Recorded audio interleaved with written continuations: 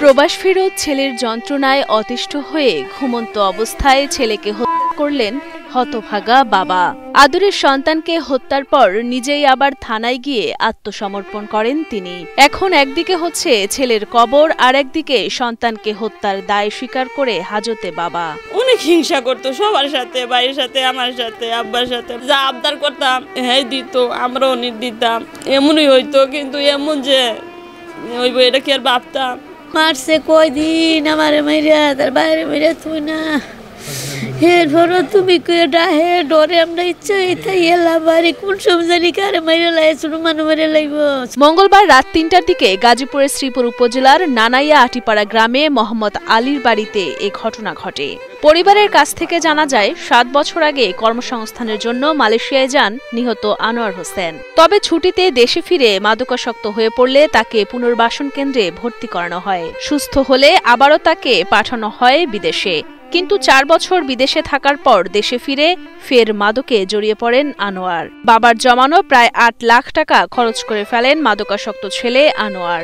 ফের বাবার কাছে টাকা চাইলে শুরু হয় বাবা ছেলের ঝগড়া।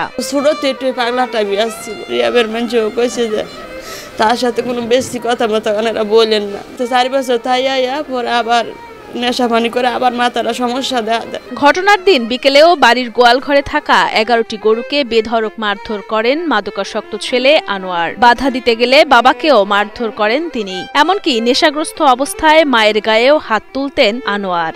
দিনের পর দিন ছেলের কাছ থেকে শারীরিক ও মানসিক নির্যাতনের শিকার হওয়ায় রাগে ক্ষোভে বাবা মোহাম্মদ আলী রাত ৩টার দিকে ধারালো অস্ত্র দিয়ে হত্যা করেন ঘুমন্ত ছেলেকে। জানা গেছে হত্যার পরে থানায় গিয়ে ছেলে হত্যার কথা স্বীকার করেন ঘাতক বাবা নিজেই।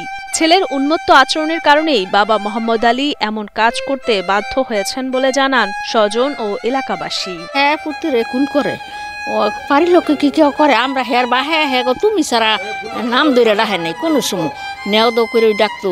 বাবা আমার সাথে যে খারাপ আচরণ করে বা মারধর করে, মানে অনেক করার পরে এই ফুবাই অতীত দেখতে এরকম অবস্থা হয়েছে। ঘটনাস্থলে আসিয়া আমরা এই ঘরের ভিতরে আমরা প্রবেশ করি এবং দেখতে পাই চৌকির উপরে একটি লাশ পড়ে আছে। প্রাথমিক তদন্তে জানতে পেরেছি যে ছেলেটি উশৃঙ্খল প্রকৃতির ছিল।